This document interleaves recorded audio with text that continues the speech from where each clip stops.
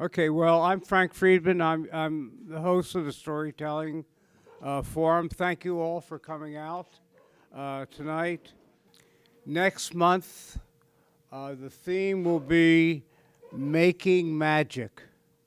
It's not magic tricks, it's making magic. Two people are going to give you two different perspectives of when they make magic for others.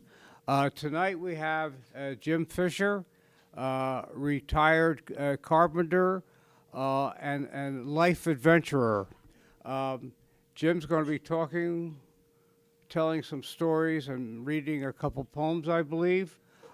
He is an author, and his books will be for sale if any of you are interested afterwards. So I'm turning it over to you, Jim. Thank you. Thank you. Come on now. Not yet. Not yet. Thank you all for coming out. Cold winter night. I appreciate you people taking the time out of your busy lives to come here and hear me tell some of my stories.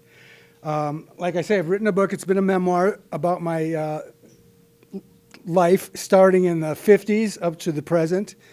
It covers many areas of my life. When I met my wife is in there, and Providencia is actually an island I've been to on many times. Relax, put your cares and worries on hold for a while, and I hope for an hour I can bring you to another time and place. Share some of my adventures. This first one I'm going to do happened in 1955. I was about 4 years old, living in Chicago with my parents, when they told my older sister Carol and me that they had a big surprise for us that evening.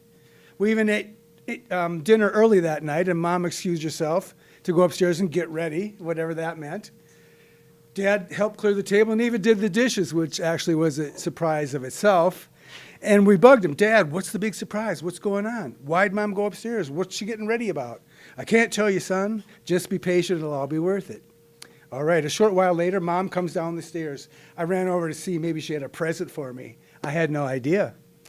She was dressed in her most beautiful blue dress, real pearl necklace, and matching earrings that my dad had given her recently for their wedding anniversary.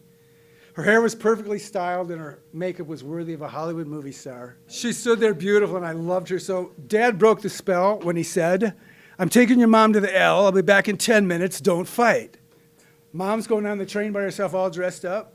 What's going on? We had no idea what it could be. 10 minutes later, he comes back. Dad, where's Mom going all dressed up by herself?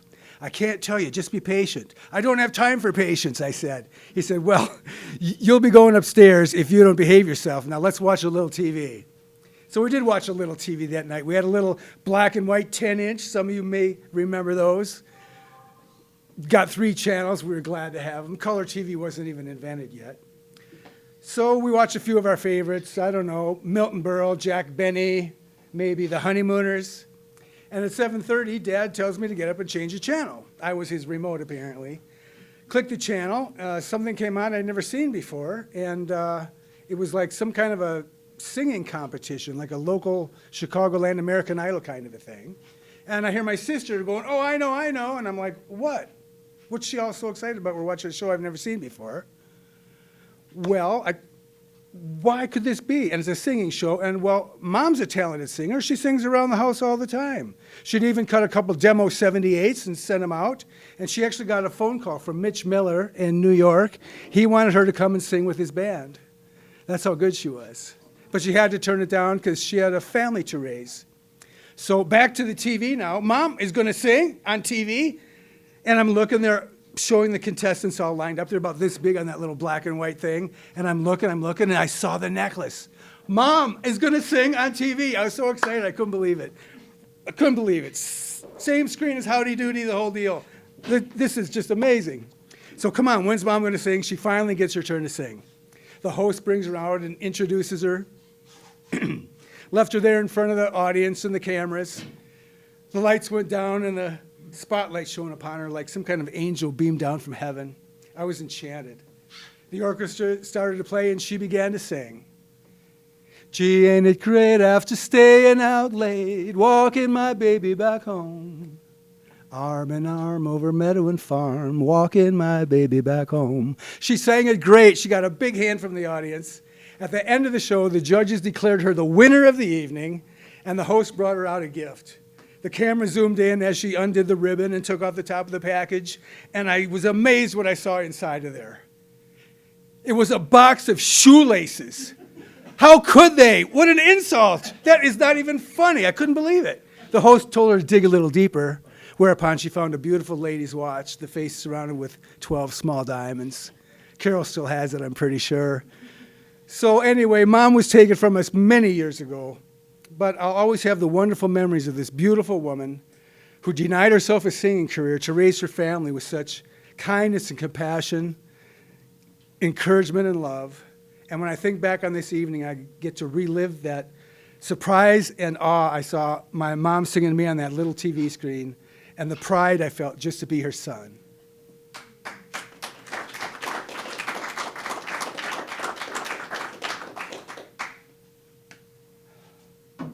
All right, advanced 4 years.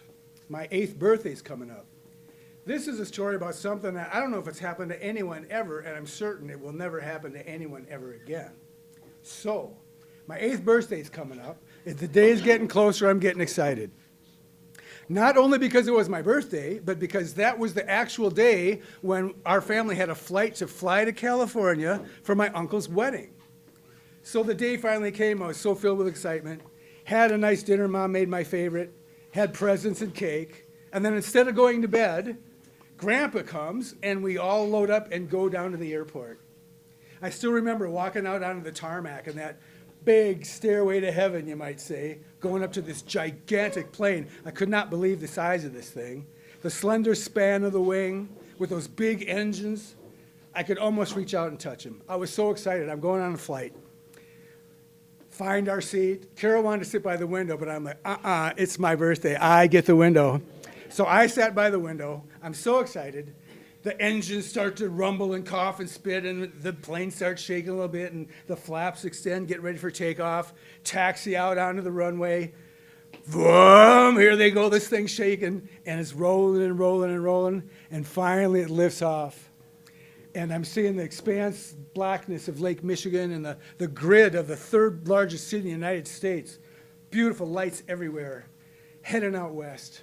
My mom has a little brief conversation with this pretty stewardess, and the stewardess disappears, and Mom gives me, happy birthday, Jimmy. Are you having a good time? I'm having a great time. The stewardess comes back, and she gets down and says, I understand it's your birthday today, Jimmy. And I said, yes, it is. How old are you? I'm 8 years old. Well, congratulations. I just talked to the captain, and he wanted me to come back here and ask you if you'd like to come up and meet him so he can wish you a happy birthday. And I'm like, yes, yes. I'm climbing out. The stewardess announces to the whole aircraft, this is Jimmy's 8th birthday. Let's all wish him a happy birthday. I'm walking up the aisle. Happy birthday, dear Jimmy. I'm almost in tears. I'm so excited and overwhelmed with this. Happy birthday to you. Okay, opens the door, and I immediately see these big 4 levers I knew instinctively were throttles for those giant engines. Met the navigator. He wished me a happy birthday. He's got his radar screen and radio and all this cool, interesting stuff. Co-pilot, happy birthday, thank you, thank you. The pilot says, how would you like to sit on my lap and see what it's like to be a pilot? And I go, yeah, I'd love that. And he's trying to explain the gauges to me, and there was knobs and dials and levers and things. It was just a mess of things. And I remember looking over the edge, and I saw a couple miles down the twin beams of a car going down the highway, realizing how high above the earth I was. And he says, grab the yoke, you can feel what it's like. And I put my hands on the thing, and I could feel the power of the engines coming through. I was practically flying the airplane, man. This was incredible. Soon enough, the time was over, and I was going back to my seat, and people were wishing me a happy birthday. And I just knew even then that this was a birthday, amazing surprise I would never forget.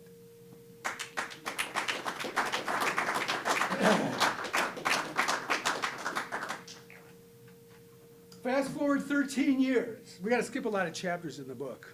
We're not going to be talking about Providencia tonight, by the way. That's the largest part of the book. Can't even begin to get into that with the limited time I have. But you should read it. It's really interesting. So spring of '72, I just got out of the Air Force. I found myself in Northern California. I sold my cool hippie van. I tie-dyed curtains in the sink in the barracks and paneled it, insulated it. It was a cool ride, but I still owed money on it. So I drove it to California to my uncle's, sold it, sent my dad a money order, asked him to pay it off for me, stopped the insurance. I kept the change, and I'm going to start my hitchhiking adventure. This is my first big trip. So a day or two later, I'm up Northern California, got my thumb out, just waiting to see some kind soul will come by. This pickup truck slows, and I see about a 50-ish gentleman driving and about a 12-year-old boy, father and son, I would imagine. Rolls the window down. Where are you going? I just want to see Oregon. I don't care. He says, okay, throw your pack in the back of the camper and come on in. Getting with him, we're driving, we're talking, finding out about, a little bit about our lives. I just got out of the service, and he was traveling with his son. They had been divorced, and he just reunited with his son, and they were reuniting, having a little sightseeing together. That evening, we're parked on the beach in Oregon. He's got his truck there, and I got my tent just nearby, and we're sitting in a bonfire. And I think I forgot to tell you, these true stories are all true, almost verbatim. I promise. This is crazy. We're sitting by the bonfire, and out of nowhere, he says, do you think UFOs are real? And I had done some reading about them, and, I've seen pictures that they couldn't be proven doctored or anything. So, I think there's a good chance, He said, I said, do you believe in them? He says, oh, I do. He said, have you ever seen one? I said, no, I haven't. Have you? Well, I have, actually. I've been from here to your tent from UFO, and I spoke with the extraterrestrials. And I'm like, whatever, dude. He said, and they taught me how to use my brain to communicate by mental telepathy, and I can communicate with them. Would you like to see a flying saucer? So I called his bluff. I go, yeah, show me one right now. Whatever. This is crazy. He says, okay, you see that star up there? It was a beautiful, clear night. Which one? That one, to the left of the two, above and below each other, bright, yeah. Okay, that's the one. He goes, don't be so sure what that is. You just keep watching that. I'm getting goosebumps now. It was so crazy. He closes his eyes, and I say, well, that's not a flying saucer. It's like a star, or whatever the heck that is. He says, just keep watching. The thing starts to move. Did it really start to move? It did start to move. And I watched it slowly track about a foot across the sky, passing between the two. It was definitely moving, and I'm like, what the hell? And then, boom, it takes off and streaks off like a shooting star. And I'm like, did I really see that? I saw that. What is? He says, yeah, that was a flying saucer. In fact, we're on our way to a woman's home up in Gold Hill, Oregon, where she puts out a UFO newsletter. And we're going to go stay with her for a few days. And if you'd like to come with us, you're welcome to join us. And I'm like, dude, I'm trying to be cool, but I'm like, it's also pretty interesting, So I'm going, look, let me sleep on it. So I'm thinking there, should I, shouldn't I? This could be like the chance of a lifetime. A few UFOs are real and stuff, and I've always, advanced life form that could help us. Yeah, I'll go with you. So we're driving. He shows me the newsletters and stuff. We drive up to Gold Hill, about a half a mile up this dirt driveway, up to this house. It looked like maybe a lodge, and there were cabins. Like it used to be maybe a ranch or a resort or something. And there was a round structure that looked like it could open. It was probably had a telescope in there, which would make sense. So we meet the lady, and oh, hi, I've been expecting you. Good, yeah, we read your newsletter. So she was expecting him. Stay for dinner. So we're having dinner, and she said, this evening we're going to have a meeting of the whole group. You get to meet everybody. It was a commune. There was like 20 or more people living there. So that evening, it's like, after dinner, okay, come on in. I'm welcome. I'm an interested party. Sure, I'll sit in on the meeting. All join hands. Okay, there's like 18 people around this big table. Is this a prayer meeting or what's going on here? She closed her eyes. She had this kind of English accent, maybe Australian or something. She closed her eyes and starts talking. I don't remember what she said, was creeping me out. Her voice was different, and something like, we will protect the faithful. When the nuclear war comes, we'll put up the force fields to protect you from the radiation. And I'm like, what? This was a seance. This was a seance. It was creepy. It felt kind of evil. And then on the way back to our cabin afterwards, John says, I noticed one of the women there. She used to be my wife. And I'm like, really? Did you get divorced or separated or what? He said, no, she died. And I'm like, wait, you just said her? Yeah, we were married in a former life. She died in the Irish potato famine in 1849. I'm like, okay, I've had enough. I surrender. Oh, how interesting. Yeah, reincarnation, cool. I got to get away from these people. So, like the next day, her and John are going to drive to town to drop off some UFO newsletters and get some groceries and pick up some mail. And Johnny Jr. wants to go with, so there's no room in the truck. So would I mind just hanging? I go, no, I want to read these newsletters. This stuff is just engrossing. Yeah, I'll stay.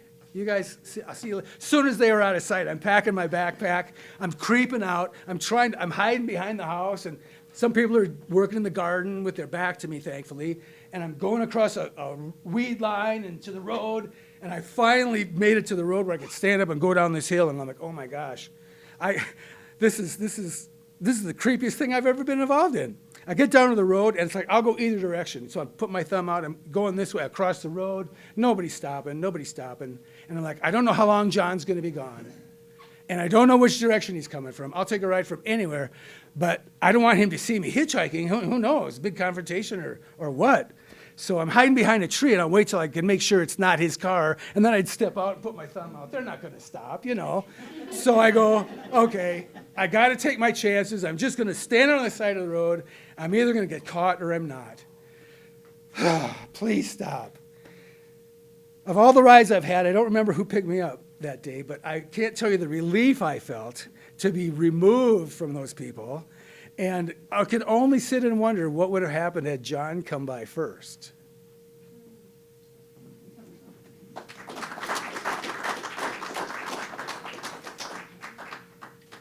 What were they smoking? No, we weren't high. We weren't drinking or anything, man. I'm telling you. Well, here's another hitchhiking story. This is on a different trip. I was standing on a corner in Winslow, Arizona. Actually, it was a Y, and there's a gas station, but it was the south end of town. And this was a shortcut to the Grand Canyon, and this was into Winslow. He wanted to go that way, so he let me out. It's getting kind of late. I don't want to hitchhike into a town. You might get stuck. So I looked across the road there, and there was a little depression there, a little swale, and some bushes. So I waited till nobody was looking, and I crossed over, and I went down. All right, it was a ditch. I went down in the ditch, and it was dry, though, and I found a nice spot, and I had my little tent and set up and spent the night. Wake up the next morning. Nobody knows what's going to happen today. Each day is who knows. Go to the gas station. I buy myself a cookie and a cup of coffee, and I'm walking up through town. I want to get to the north end of town. Where you stand is very important when you're hitchhiking, let me tell you. I want to get to the north end of town where out-of-town people would be going, but they're not going too fast yet, and a good spot to safely pull over, and they can have a good look at me. Very important. So I don't know how far I got to walk. I'm starting to sweat already walking down the thing, and out of the corner of my eye, I see a white car matching my pace as I'm walking down the street, and I look, and he stops, and it's an Eldorado. Nice ride. Window goes down.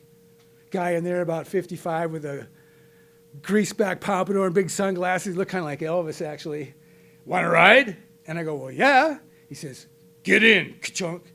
Doors go up. Put your pack in the back. Don't tear the seat. Put my pack in the back. He's got a clothes rod with all these polyester leisure suits and stuff and fancy shoes with buckles on them. Who is this guy, So I get in. I got a ride, dude. And he's pulling away from the curb, and the steering wheel's off kilt, and it's oscillating a little bit. He's pulling away. I'm like, what happened to your car, man? He says, I've been driving since Vegas. He had this New Jersey accent. I can't do it. Been driving since Vegas. Fell asleep at the wheel. I hit a guardrail. I'm glad it was there. Did something to the car. We got to find a garage, and we can be on our way. So now I'm with the guy. Now we got to go to a garage. At least I got a ride, I guess. But let's see what happens. Go to the garage. I get out. I go around, and it was ugly. The bumper was bent. The turn signal was broken. Big scrape along his beautiful Eldo. Hubcap missing. Scuff on the tire. Got to get this fixed. That was bad. So I see him talking to the guy, and the guy goes, oh, yeah, maybe I can get about 2 or 3 this afternoon. He goes, no, I'm in a hurry. I see him hand the guy and the guy looks at it and gives him another one. It's, okay, yeah, I can look at it right now. So he takes the thing in and jacks it up, and we get to talk a little bit. And the guy's hammering there with a torch and does a tie rod end adjustment and balance the tire, put us back on. we can be on our way. The guy takes my pack out of the back and puts it in the trunk. He says, I got to sleep in the back. I got a big meeting I got to be at in Jersey tomorrow afternoon. Can't miss it. You just drive careful, keep it under 80. And he goes to sleep in the back. And I'm like, okay. Found a nice classic rock station. Keep it down, I'm trying to sleep back here. Classic rock, bump up the AC down to about 68. Just cruising along and just thinking, my good fortune, my goodness. 1 minute you're sleeping in a ditch. Then the next thing I know, I'm cruising down the road like some kind of ritzy catty man. Never saw that coming.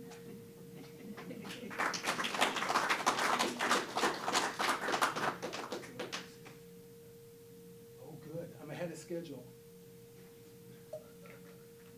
This one is, it's not really a hitchhiking story, but it's a very interesting, in my opinion, traveling story. I was sitting in a bus in front of the New Orleans airport, unsure as to what to do.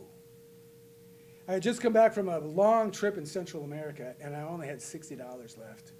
And I had another 1,200 miles to go to Minneapolis. I asked the traveler's aid if there was such a thing as a $10 room, and they go, no, man, are you kidding? I'd been used to paying $3 a night and stuff in you know, Nicaragua and Costa Rica and stuff. Belize was awesome. More stories in the book. But so I thought, well, I guess I'll go into town and get a bus heading north and see how far 20 bucks can take me. Maybe I can find a ditch to sleep in up there. So that's what I was going to do. And I see this elderly, about 60-ish, Latino-looking guy get on the bus with his grayish hair and a big bushy mustache, dark complexion, battered up suitcase and slightly tattered suit coat and shirt, but he's trying to look presentable. He happened to sit down right next to me on the bus, and I said, Buenas tardes. And he said, Buenas tardes.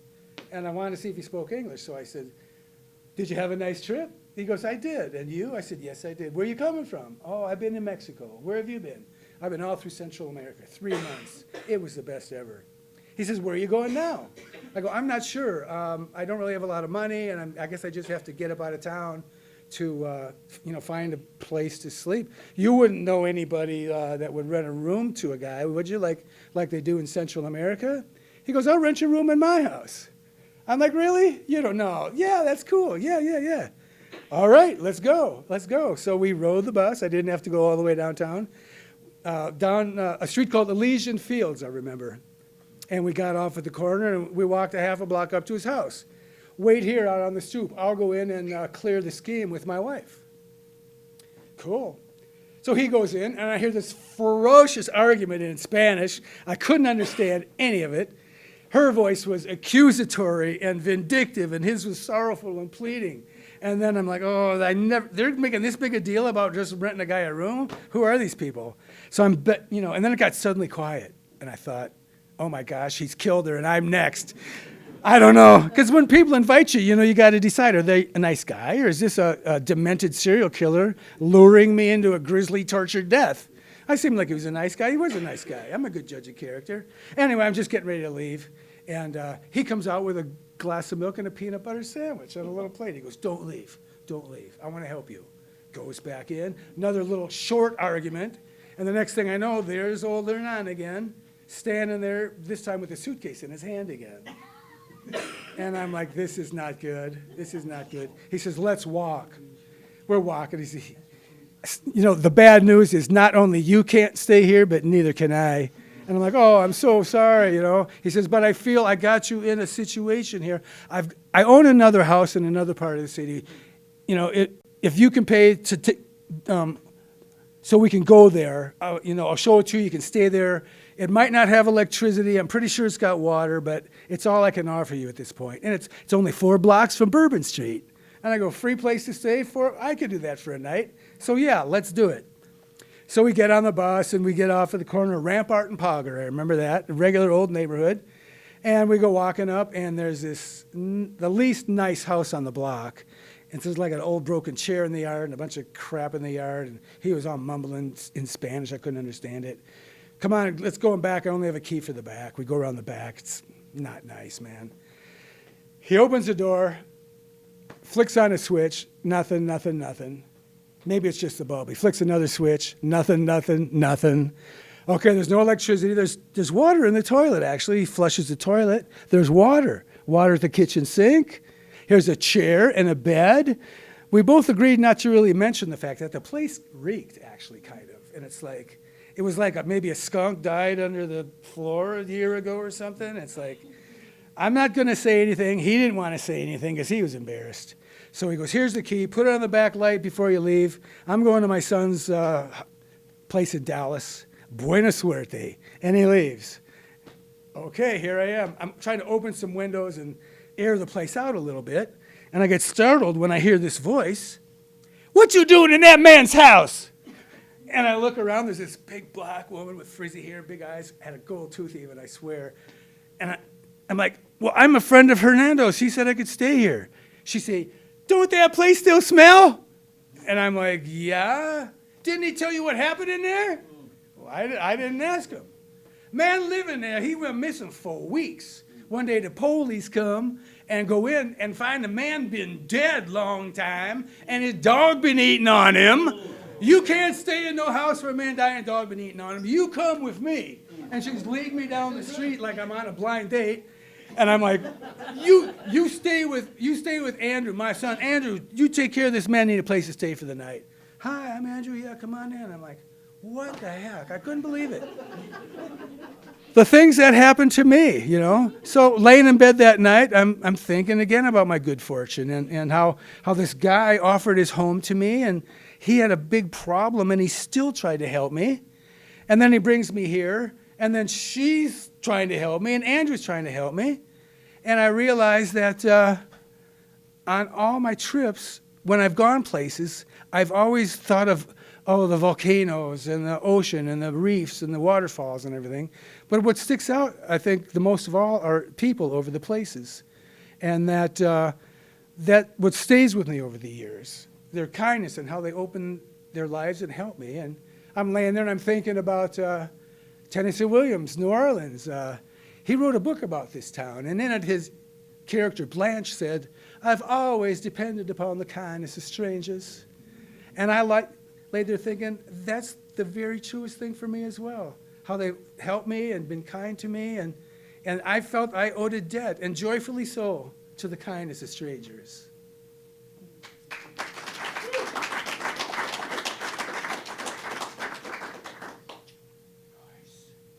Okay. I can take a break for a minute. I'm tired. Lot of travel. It's hard being retired. I thought I wanted to be retired, but it turns out I'm just tired. Anyway, this one is fast forward many years. Me and Angie are dating now. I wasn't going to be able to go back to Providencia again this year after year after year. And they were lovely, wonderful people there. And they opened their hearts and lives to me and like adopted me practically. I couldn't believe it. The diving adventures and just the kindness and the poverty they had, but yet they were so giving. I couldn't believe it. I'd send them Christmas presents in the winter, and then the next year I'd go see them. Anyway, this year I couldn't go because Angie's car blew up again, and I didn't want to jeopardize that relationship and leave her again to go to Providencia, which I really wanted to do. But so it's like I got $1,000 burning a hole in my pocket. You see, we were living together in an abandoned farmhouse, actually. They had no water or electricity either, come to think of New Orleans. And we found a way to make it work, and we lived there for 5 years. It was some of the best years of our lives. Not in the winter, though. That's when I would go to Providencia. Anyway, this happened about that time, so I couldn't go, and I'm in the bank, and there's a guy a couple ahead of me wearing this beautiful embroidered jacket. Learn to fly. Picture of an airplane, phone number. I'm like, instead of winter vacation. The guy's done with his business. He's walking. I get out of line. I often get out of line. I get out of line and start talking to him. What's this about deal? Fly, you know. Here's a card. Call Red. It's in Buffalo. It's only 15 miles from here. What's the deal? He says, go talk to Red. It's awesome. You'll love it. So next Saturday I call. I go see Red at the Buffalo airport. You guys have been to the Buffalo airport, haven't you? There's Red Anderson. He's about 80 years old, grizzled old Alaskan bush pilot. That's now at the end of his career, if not his life. And he's got a little flying school. He's got a little 150 and the smallest plane.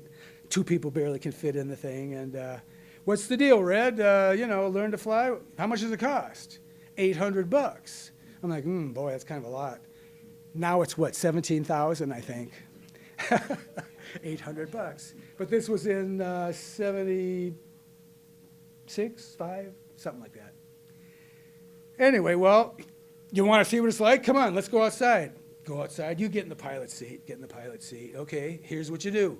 Clear prop. Poo, poo, poo, poo. Fires up. Brum, brum. Magneto slows down, speeds up. Okay, both magnetos are working. Carburetor heat. 10 degrees flaps. Get on the radio. Buffalo traffic. 7-1 uniform. Taxiing to take off around runway 03. Okay, let's do it. We're taxiing. This is turns the rudder. This is the ailerons. This is the elevator. Okay, we're going to take off now. Gently hang on. Don't fight it. Don't fight it. Okay, push the throttle all the way in for me, will you? Down we go, taking off. This is, whoa, nice. Okay, now you steer. Do this, do that. Oh, okay. A little bit up, a little bit down. Cool. Rudders. Okay, you're getting it. Do the turn. Buffalo traffic, 7-1 uniform downwind for runway 03. Downwind, base leg, turning on the final, come in and land. He let me, okay. He comes in, we land the thing. I go, sign me up. This is cool. So I started taking the lessons, and it took weeks, and studying my books and stuff to read. And I was getting near to the point where I was going to be able to solo. And when you solo, they cut off the tail of your shirt. So I had this old ratty dress shirt with a tail on it that they could cut off. I didn't want to wreck anything good. So every time there was a chance, that's what I would wear. It's too windy, can't go, the wind changed, no, next time. The day finally came when I might have the chance to do my solo. Red says to me, I'm a student, I know nothing. You're the pilot, show me what to do. Walk out to the plane, check the fuel, make sure there's no gas in it, check the level, check the oil, do the walk around, everything's all connected, all good, get in, okay, clear prop, blue, blue, blue, carburetor heat, do the thing, use the radio, okay, here we go, take off down the runway, flaps up, heat, flaps down, come in, down, now, smooth as butter. He goes, I'm getting out, you're ready. I'm like, okay, yes. Here we go. So same thing, but up, down, around, it's all good. I'm coming into land, coming in nice, 50 miles an hour, touch her down. And he was standing by the fuel pumps about halfway down, zipped up his coat and his ear flap hat, and he's smoking his pipe. And coming down, yeah, look at me, Red, I did this thing, And I come in and I touch the brakes, because I didn't want to go all the way. Touch the brakes, and the thing turns sideways on me. I swear, the thing's 50 miles an hour sideways down the runway, and I'm afraid the wheel's going to catch, and I'm going to be in a fiery ball of death. And I'm looking through the windshield as I'm sliding sideways, and I see Red put his hands on his head, and his mouth drop over, and his pipe fall in the snow. I thought that was the last thing I was ever going to see in this life. Whew, I didn't flip. We had to talk about last-minute decisions at crucial moments, so I was allowed to continue my training. They cut off my shirt. It's in my drawer at home now. I still have it. February 15th or 16th, 1977, I believe it was.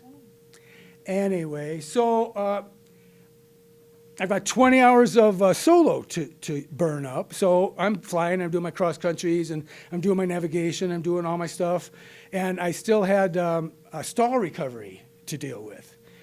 So what you do is you go up to about 4,500 feet, you slow this thing down to an idle, and you're going about 50 miles an hour, and you pull back, and you lose your lift. And the thing drops. And you give it the juice, you level it off, you try to lose only 100 feet. More fun than any roller coaster, I'm telling you. Go back up to 45, I'm doing it again. Well, this last particular time, I was getting a little careless, a little cocky. I'm a pilot now. The one wing was just a little lower than the other one, and I didn't wait for the nose to drop before I gave it the fuel. I gave it the fuel as it was going down. And the extra torque, and the plane is doing this now. And I'm like, oh my God, and I'm going back and forth in the seatbelt, and I'm like, turn out of the skid, man, and nothing.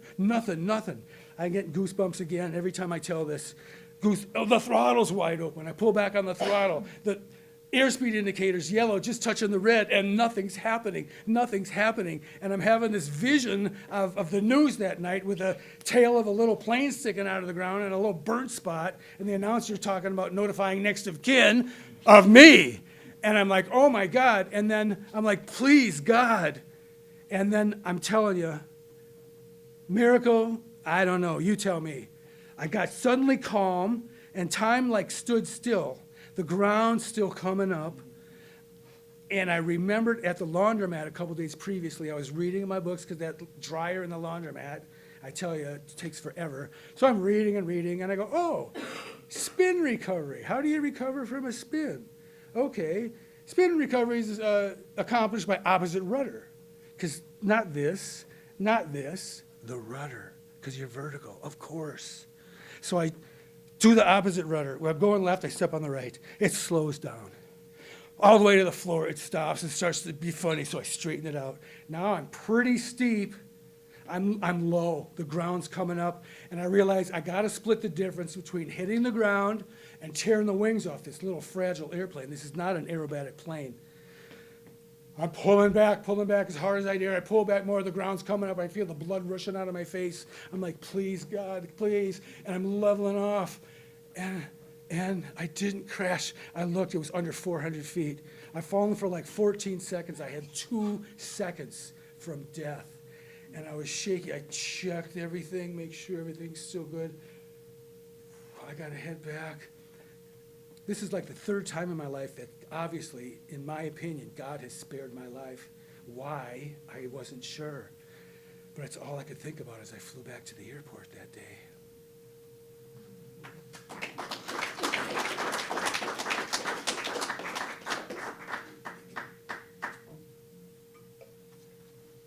Thanks, Jim. He's my biggest fan right there, I tell you.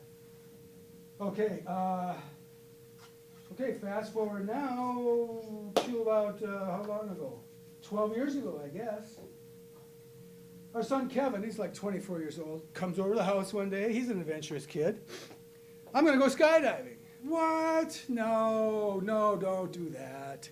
Oh, come on, it's expensive, it's dangerous, you're going to hurt yourself. Don't be a fool.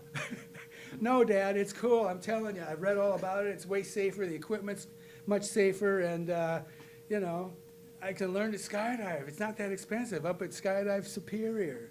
Okay, well, call us every Sunday. Let us know you survived a weekend of defying death again. So he was doing really good. No incidents. You don't hear me on the news dying from it. Maybe it's not so bad. I don't know. So May comes around, and it's like, hey, Dad, how would you like a tandem for Father's Day? Thank you. How about a tandem for Father's Day? And I'm like, yeah, let's do it. So we drive up there on a Saturday afternoon up to Soup and meet Kevin's friends. Nice bunch of people, outgoing, friendly people, adventure seekers. Meet them. They're falling out of planes, and you're watching them, and it's pretty cool. I'm telling you, pretty small up there. They just have these little 4-passenger planes, but 10,000 feet, you can see it.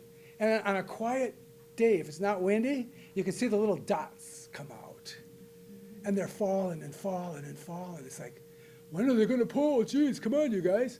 And then you can see these 4 little dots. Boo! And then you can hear them open, actually, if it's quiet. Pretty cool. They're steering them in. Which way's the wind coming from? Where do I need to be? Come. Nice. Yes. This is going to be fun. Next morning I get up. Fargo's the guy, the name that did my jump. Gets me in the harness. That's going to be clipped down in his harness. And there's going to be a huge parachute to hold 2 people. Kevin's going to go up on the load, and Ben, the photographer, is going to go up on the load. We climb in the back of this little, what is it, a 172? 172, yeah. And, crowded. He's laying next to where the other seat should be, and Kevin's laying on top of him. Circling up. Takes about 20 minutes to get to 10,000, that little thing. I'm thinking, it's probably going to be okay. I could die, but I probably wouldn't, They say it's safer than driving your car. Well, I don't know about that. We'll see. And I wasn't afraid, but man, was I excited and nervous. So about 8,000 feet, Fargo goes, get up, turn around. I turn around, and he's hooking me up. And time to get up to 10,000. The spot's good, the wind direction, we got it all figured out. Kevin opened the door, high five, good luck, Dad, see ya. Opens the door, this wind comes rushing in. Okay, here we go. Kevin, see ya, boo! And he goes, just disappears. I wondered if I ever gonna see him again. Cameraman goes out, stands on the edge, holding on the strut, and me and Fargo turn around in the door, trying to not like catch his parachute on anything. Hands up here, head back, okay, ready, set, go, and out we go. Oh, there's no belly rush like a roller coaster, okay? You're already going 80 miles an hour, and it takes 10 seconds to speed up to 120, just like speeding up in a car, except you're 2 miles above the air, falling to your death.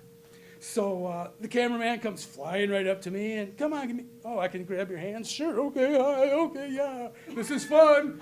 Fargo does the old 360 around, and we dock with Ben again, it's all good, and he waves goodbye, and he pulls a parachute, and I hear this, and you feel this whoo like this, and then it's just so quiet all of a sudden. The contrast is incredible. Parachute opened, yeah, that's all good. Okay, how you liking this so far? I'm loving it. You want to steer? Yeah, I want to steer. Grab this thing, pull down on it. Oh, okay, now do the other way. All right. He goes, you want a really fun ride? I go, yeah, I want the funnest ride I can get. Pull that thing all the way down and hold it there. Bury the toggle. Whoa, spinning around under this thing. Then the other way. He says, okay, enough of that. Let me drive. Coming in, there's a landing area. There's Kevin standing right there. Ben's right there. We're coming in fast. It looks like we're going to crash. And they push this thing. Whoo, we push the toggles down. Just sit down like 10 feet in front of Kevin. It was so cool. I'm like, sign me up. I want to do this.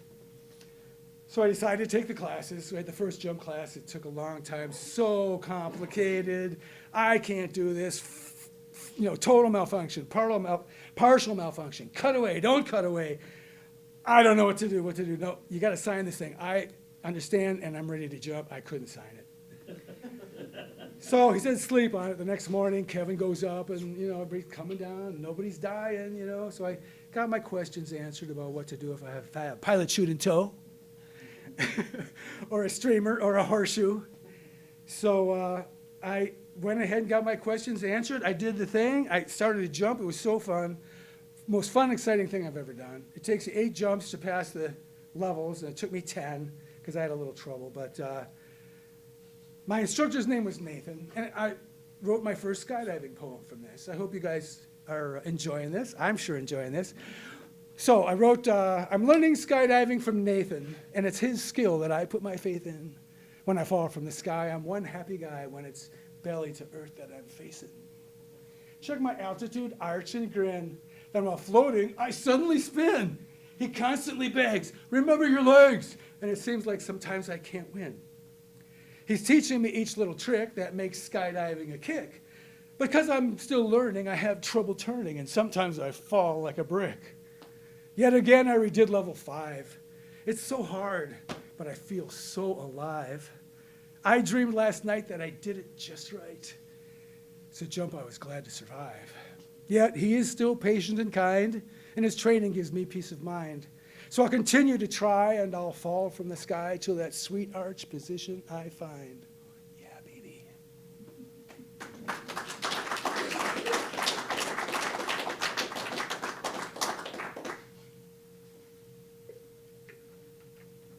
So I got my A license, one of the proudest days of my life, actually, except for marrying Angie, of course. Got my A, got my head stamp, went and bought a case of beer. I just got my license. Anyway, I got my B license. You practice landing in water. You jump off a pontoon boat, and they throw a parachute over your head, and you got to not drown and stuff. Did a couple night jumps. You got to jump at night, like James Bond stealth thing, that little lights down the airport down there. Pretty cool, man, pretty cool. I think you were there for my night jump. And when I hurt my knee, I couldn't tell how close the ground was. I thought I was about 8 feet yet. As I started to, you flare and it slows you down and like this. So I'm okay, I'm about 8 feet. I just started, bang! It's on my GoPro. I thought 2 things. I thought, this is what it feels like to get hurt skydiving. And Angie said, if you ever get in an accident, we'll probably have it on film because you always wear that GoPro. So we had it. Jim, are you okay? I don't know, I think so. Anyway, I was okay, it just hurt. where was I? Jumping with Nathan. Okay, Joe, this one, Joe, infamous Joe Johnson, opened West Side Skydivers. So this is only like 40 minutes from my house instead of 2 hours and 40 minutes to go 163 miles. So I'm gonna go out to West Side Skydivers. West Side's the best side. I still got the thing from the clubhouse on the bedroom wall.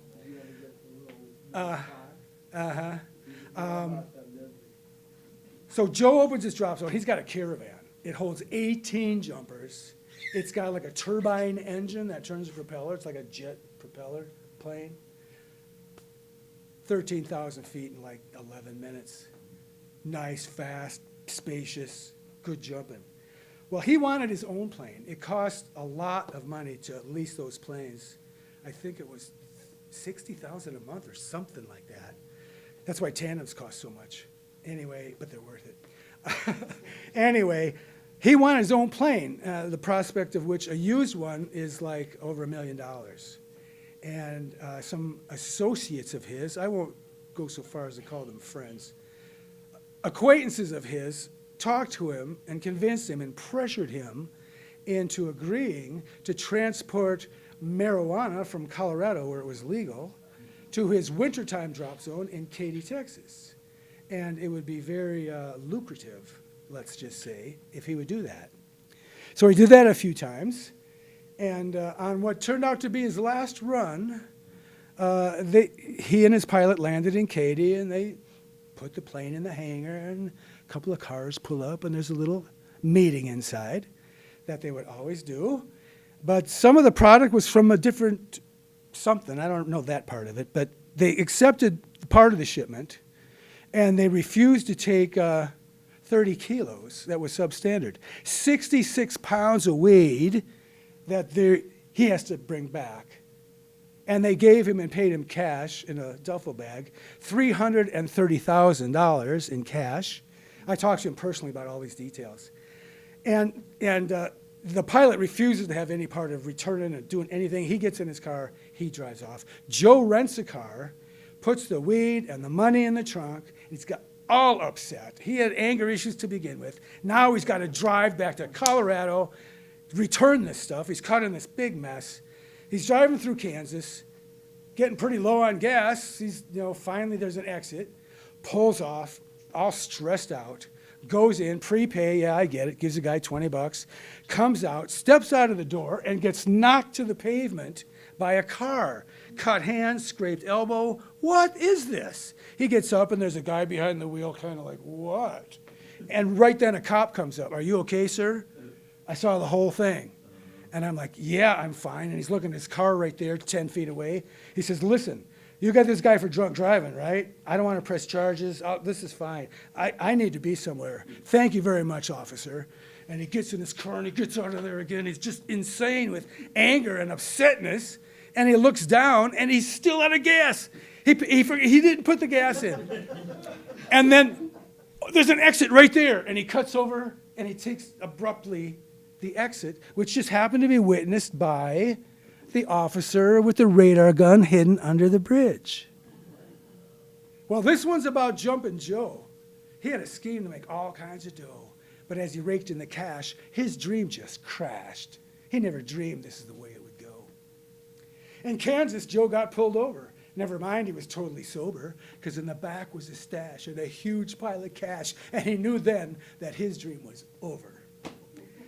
Cop said, put your hands on the car. As they were standing out there on the tar, they read him his rights in front of those flashing lights. He never dreamed that he'd fall this far. Well, the man had Joe did the rights, so in jail he spent a couple of nights. Then he said he'd talk if they'd let him walk and forget that he'd made those flights. Well, the captain said, we can deal too. Just give us the names of your crew and, wear this wire and give us a buyer. Then we'll see what we can do. Well, Joe was in a tough spot. Didn't know if he'd do it or not. Then he said, okay, I'll do it your way. Just forget I transported that pot. So far now, Joe's still not in jail because he had plenty of cash to make bail. And in a while, there will be a trial where compassion, he hopes, will prevail. The judge said, Joe broke the laws of our nation. So jail time was his expectation. But they heard his plea and about let him go free when they gave him just 4 years probation. Since then, Joe's been a good boy, and skydiving he again can enjoy. But now the cash that they hand him just goes for the tandem, but the chips he can keep and the joy.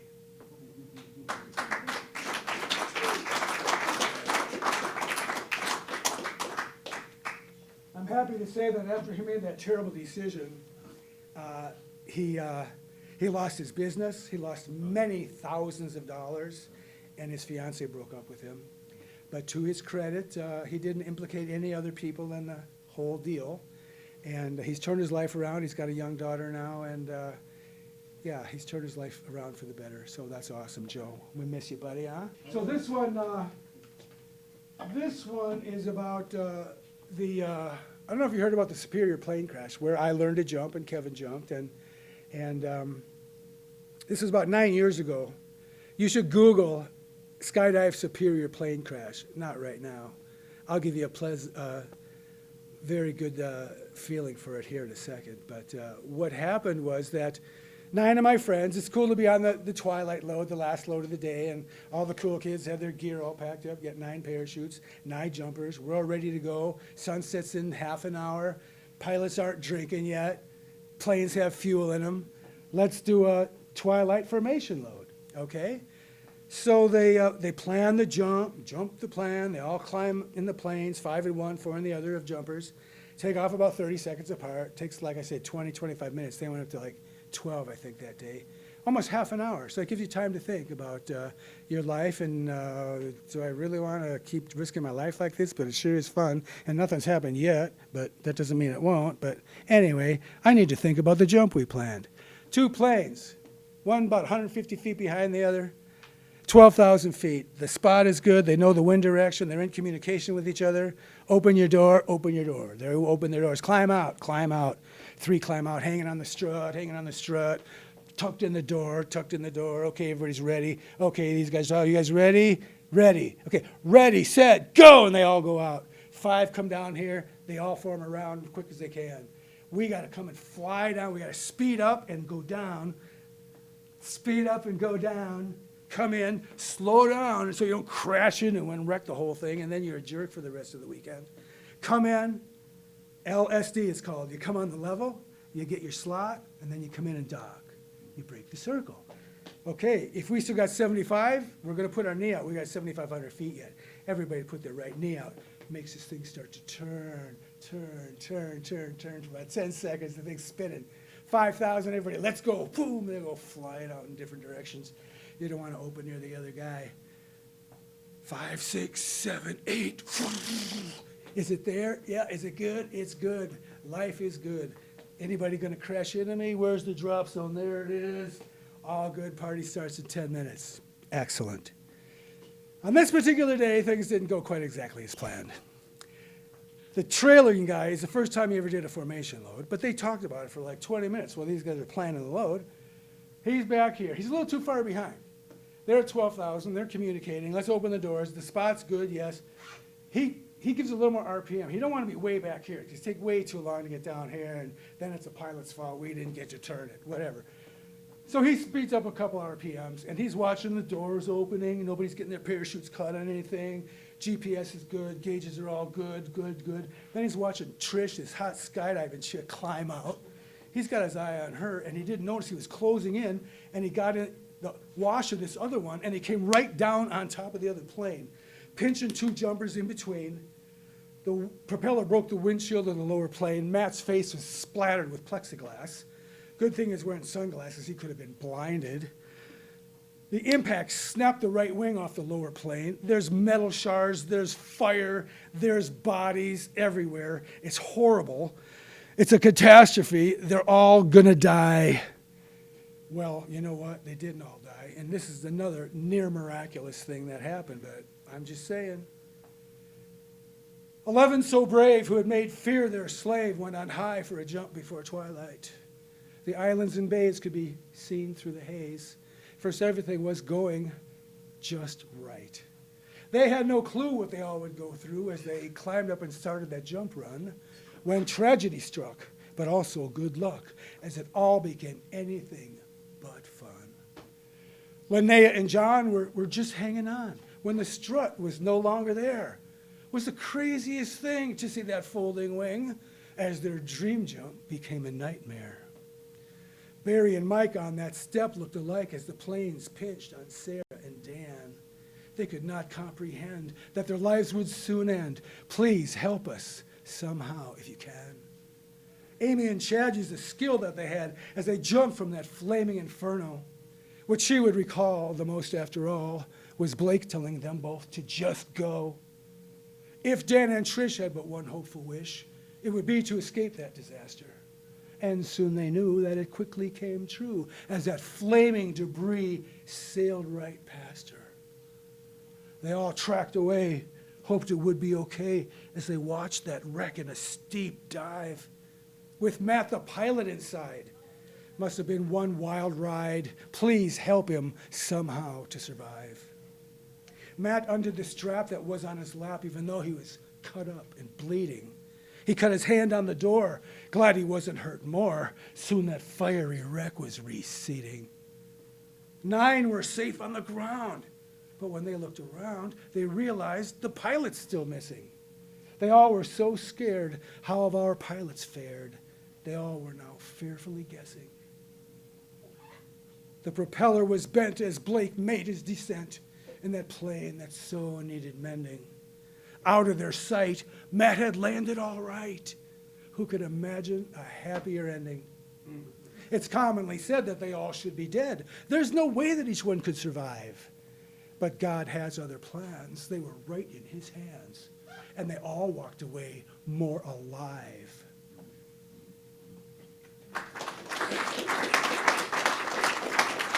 We have time for, you like that? Was that cool? Love it, love it. So what's on your bucket list? You stumped me. What's on my bucket list? I don't think much of anything. I've done about everything that I've wanted to in my life, pretty much. Skied in the mountains, scuba dive, snorkel, traveled, skydive instructor. I mean, come on, what more could I want? Sure. I'd like to give you a little honorarium, Oh. just to say thank you. Thank you.